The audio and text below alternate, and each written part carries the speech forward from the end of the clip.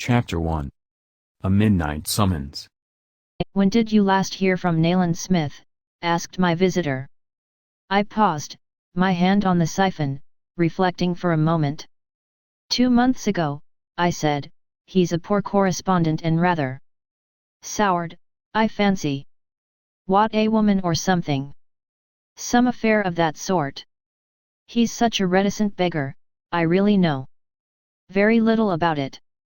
I placed a whiskey and soda before the Reverend J.D. Eltham, also sliding the tobacco jar nearer to his hand.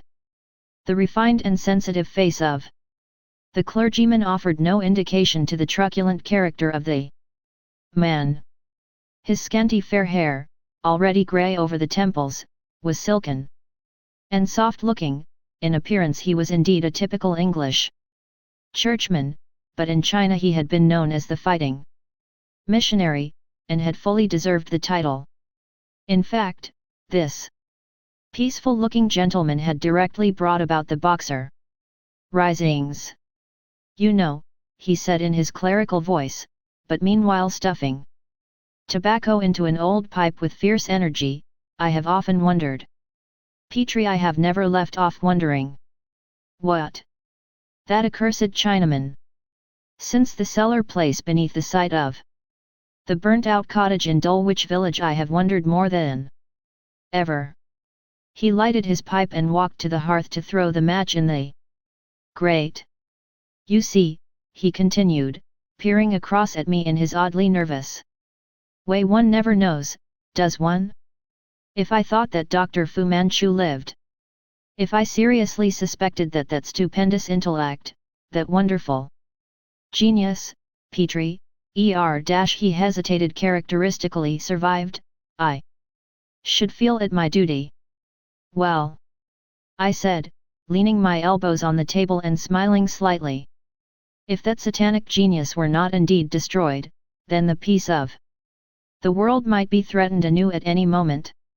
He was becoming excited, shooting out his jaw in the truculent manner I knew, and snapping his fingers to emphasize his words, a man composed of the oddest complexities that ever dwelt beneath a clerical frock. He may have got back to China, doctor, he cried, and his eyes had the fighting glint in them. Could you rest in peace if you thought that he lived? Should you not fear for your life every time that a night call took you out alone? Why, man alive, it is only 2 years since he was here amongst us, since we were searching every shadow for those awful green eyes. What became of his band of assassins, his stranglers, his dacoits, his damnable poisons and insects, and what not the army of creatures? He paused, taking a drink. He hesitated, diffidently searched in Egypt with Nayland Smith, did you not? I nodded. Contradict me if I am wrong, he continued, but my impression is that you were searching for the girl Karamena, I think she was called. Yes, I replied shortly, but we could find no trace. You were interested. More than I knew, I replied, until I realized that I had lost her. I never met Karamena, but from your account, and from others, she was quite unusually. She was very beautiful, I said, and stood up, for I was anxious to terminate that phase of the conversation. Eltham regarded me sympathetically, he knew something of my search with Nayland Smith for the dark-eyed Eastern girl who had brought romance into my drab life. He knew that I treasured my memories of her as I loathed and abhorred those of the fiendish, brilliant Chinese doctor who had been her master. Eltham began to pace up and down the rug, his pipe bubbling furiously. And something in the way he carried his head reminded me momentarily of Nayland Smith. Certainly, between this pink-faced clergyman, with his deceptively mild appearance, and the gaunt, bronzed and steely-eyed Burmese commissioner, there was externally little in common, but it was some little nervous trick in his carriage that conjured up through the smoke haze one distant summer evening when Smith had paced that very room as Eltham paced it now, when before my startled eyes he had rung up the curtain upon the savage drama in which, though I little suspected it then, fate had cast me for a leading role. I wondered if Eltham's thoughts ran parallel with mine. My own were centered upon the unforgettable figure of the murderous Chinaman. These words, exactly as Smith had used them, seemed once again to sound in my ears. Imagine a person, tall, lean and feline, high-shouldered, with a brow like Shakespeare and a face like Satan, a close-shaven skull and long magnetic eyes of the true cat green. Invest him with all the cruel cunning of an entire Eastern race accumulated in one giant intellect, with all the resources of science, past and present, and you have a mental picture of Dr. Fu Manchu, the Yellow Peril, incarnate in one man. This visit of Eltham's no doubt was responsible for my mood, for this singular clergyman had played his part in the drama of 2 years ago. I should like to see Smith again, he said suddenly. It seems a pity that a man like that should be buried in Burma. Burma makes a mess of the best of men, doctor. You said he was not married. No, I replied shortly, and is never likely to be, now. Ah, you hinted at something of the kind. I know very little of it. Nayland Smith is not the kind of man to talk much. Quite so, quite so. And, you know, doctor, neither am I, but he was growing painfully embarrassed. It may be your I have a correspondent in the interior of China. Well, I said, watching him in sudden eagerness. Well, I would not desire to raise vain hopes nor to occasion, shall I say, empty fears, but no, doctor. He flushed like a girl. It was wrong of me to open this conversation. Perhaps, when I know more, will you forget my words, for the time. The phone bell rang. Hello, cried Eltham. Hard luck, doctor. But I could see that he welcomed the interruption. Why, he added, it is 1 o'clock. I went to the telephone. Is that Dr. Petrie? Inquired a woman's voice. Yes. Who is speaking? Mrs. Hewitt has been taken more seriously ill. Could you come at once? Certainly, I replied, for Mrs. Hewitt was not only a profitable patient but an estimable lady. I shall be with you in a quarter of an hour. I hung up the receiver. Something urgent? Asked Eltham, emptying his pipe. Sounds like it. You had better turn in. I should much prefer to walk over with you, if it would not be intruding. Our conversation has ill-prepared me for sleep. Right. I said, for I welcomed his company, and 3 minutes later we were striding across the deserted common.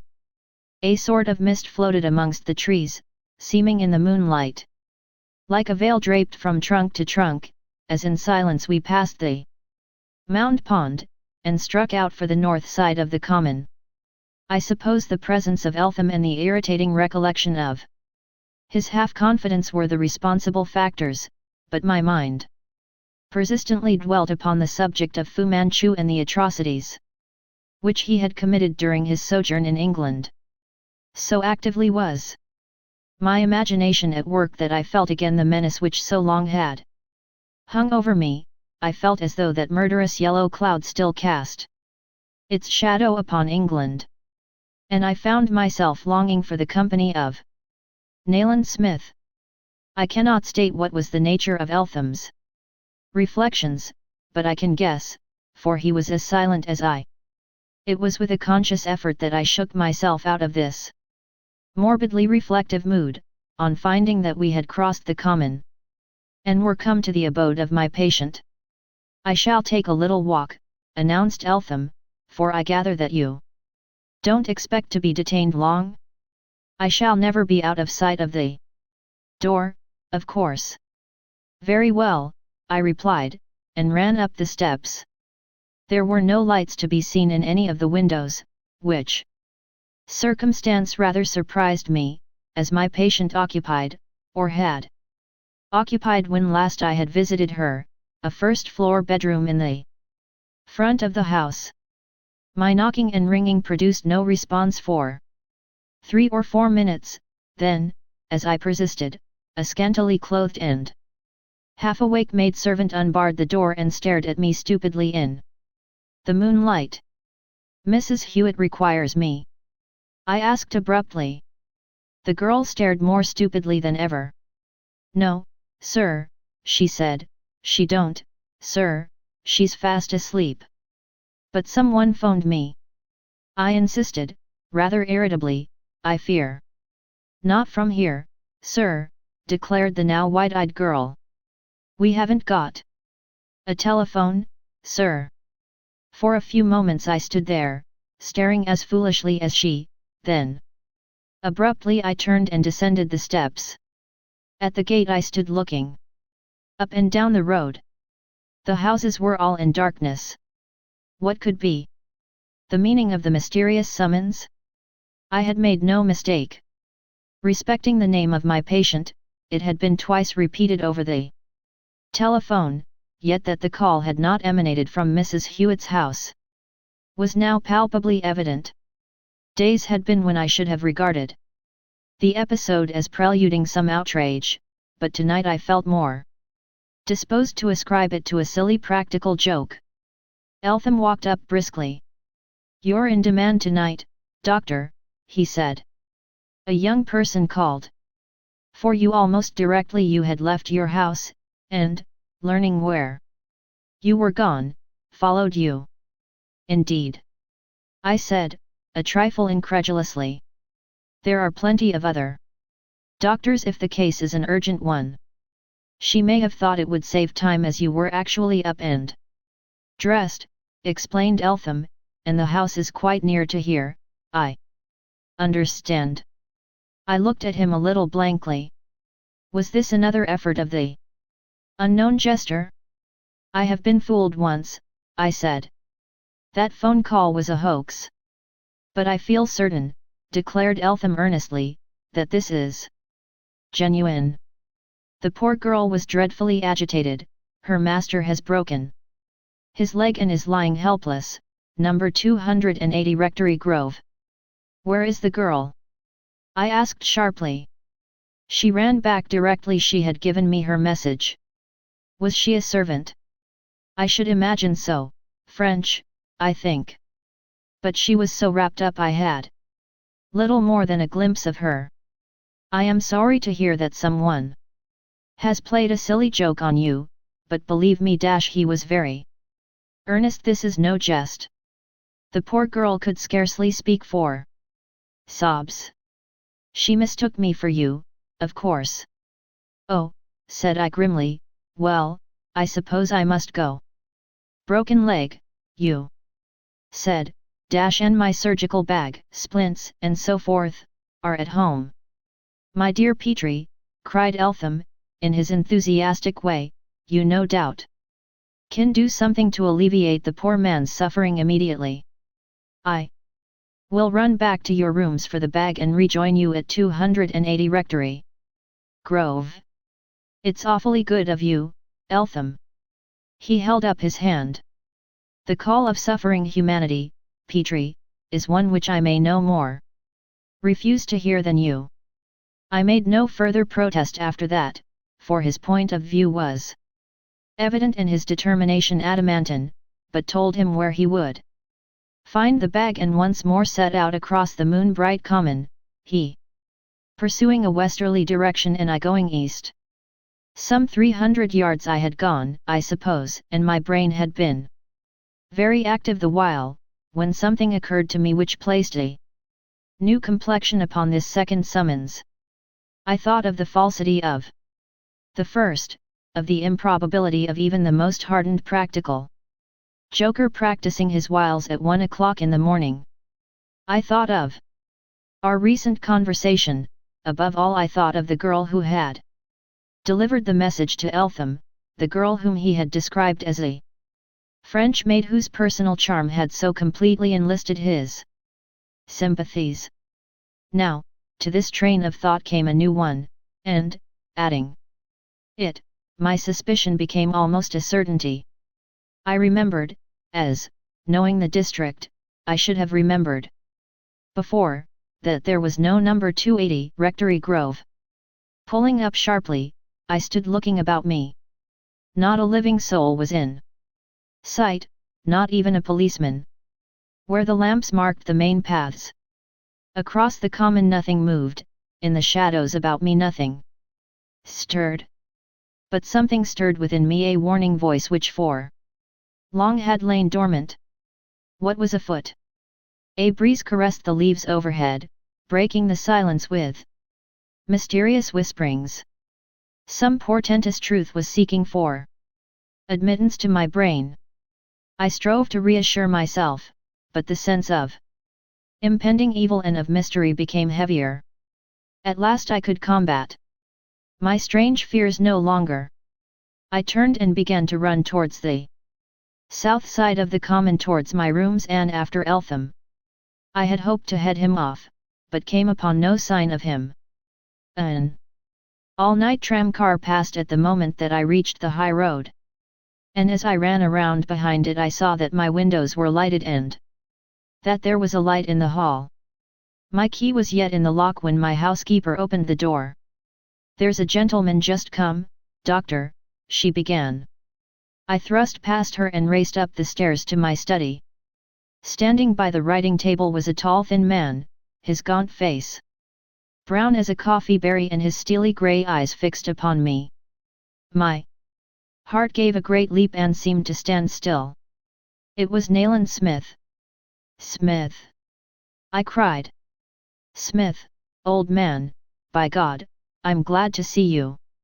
He wrung my hand hard, looking at me with his searching eyes, but there was little enough of gladness in his face. He was altogether greyer than when last I had seen him, greyer and sterner. "Where is Eltham?" I asked. Smith started back as though I had struck him. "Eltham," he whispered, "Eltham. Is Eltham here?" "I left him 10 minutes ago on the common." Smith dashed his right fist into the palm of his left hand, and his eyes gleamed almost wildly. "My God, Petrie," he said, "am I fated always to come too late?" My dreadful fears in that instant were confirmed. I seemed to feel my legs totter beneath me. "Smith, you don't mean—" "I do, Petrie." His voice sounded very far away. "Fu Manchu is here. And Eltham, God help him, is his first victim."